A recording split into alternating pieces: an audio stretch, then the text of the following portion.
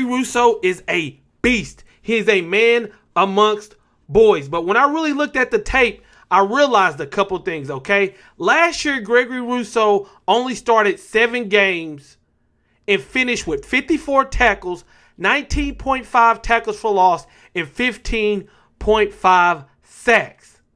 Think about that, guys. He only started 7 games.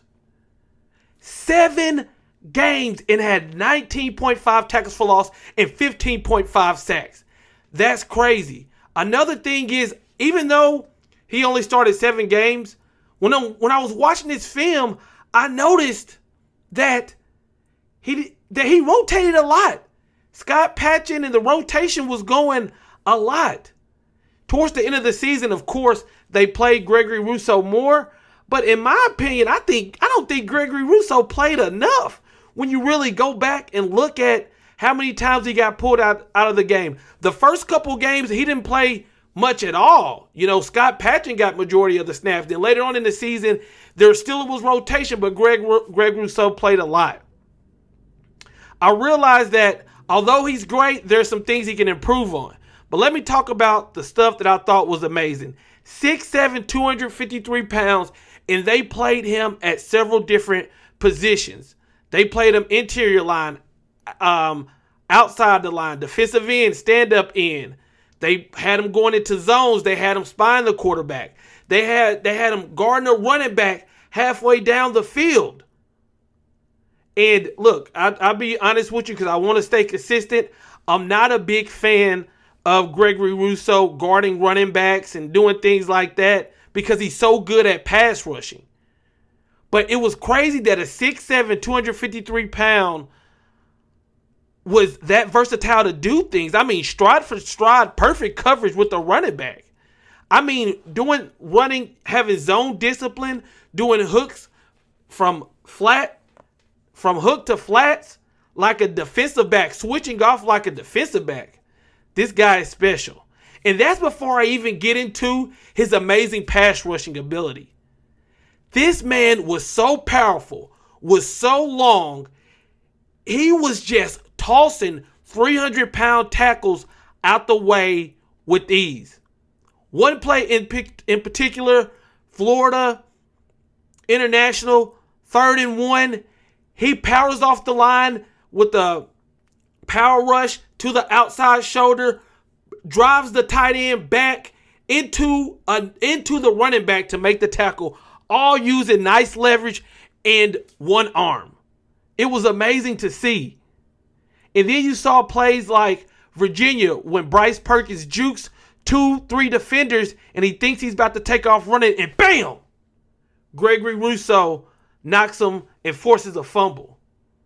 You saw plays like the Louisville game where Al Blaze gets an interception, but it's because of Gregory Rousseau. Actually, on the play was designed to open up Michael Pickney to come around the edge and sack the quarterback. And Gregory Rousseau's responsibility was to slant inside to occupy the guard in the center. But what ends up happening is Gregory Rousseau is so disruptive, he ends up just tossing the tackle into the guard, pushing him almost into the quarterback, applying the pressure before Pickney can even get around on his stunt, and that ends up causing an interception for Al Blades. It was spectacular. I watch a play against Pittsburgh where this guy literally one arm. When you're rushing and you do a power stab, you want to go left, inside or outside the tackle. He chooses the outside and he drives this man back with the same arm, slinging him off, planting his foot and going to get a sack. We have somebody special. And I only wonder what will happen with more experience. I wonder what would happen bringing in Quincy Roche. It's a lot of high expectations, and rightfully so, for Gregory Rousseau. Now, I did mention I think there is some things he can improve on. There was a couple times where he's learning the position. That's what's crazy to me. It's crazy that he's learning the position. He is a baby at this position. He still can learn the nuance of the game, the counter moves. He needs consistency with his counter moves because he's used to just power through players, bull rush or power stab to drive back. But when he couldn't do that, it was like the tackle or the guard, if he was inside, they won.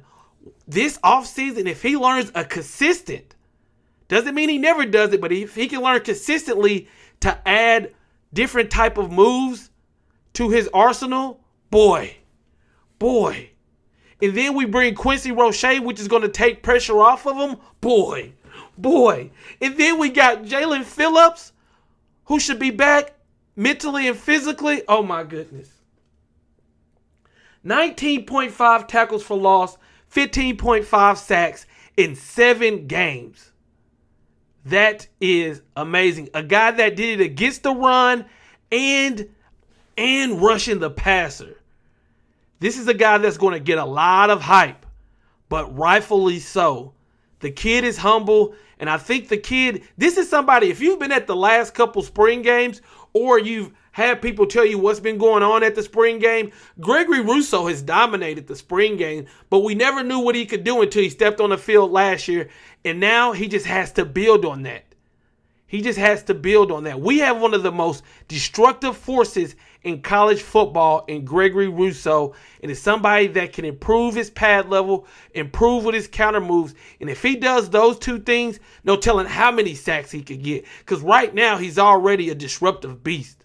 To me, it's like the kid isn't even human.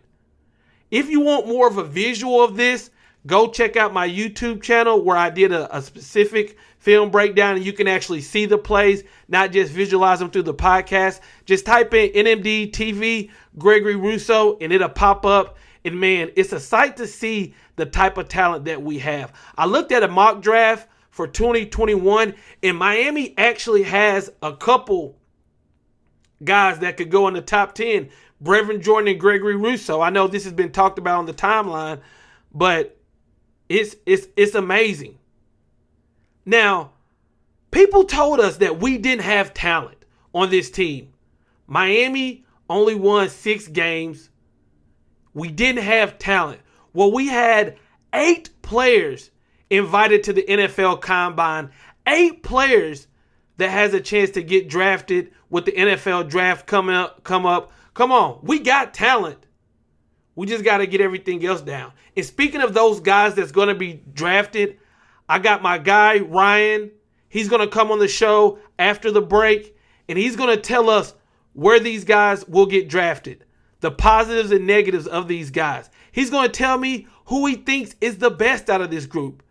I asked him who's better, Trayvon Hill or Jonathan Garvin. He's going to tell us.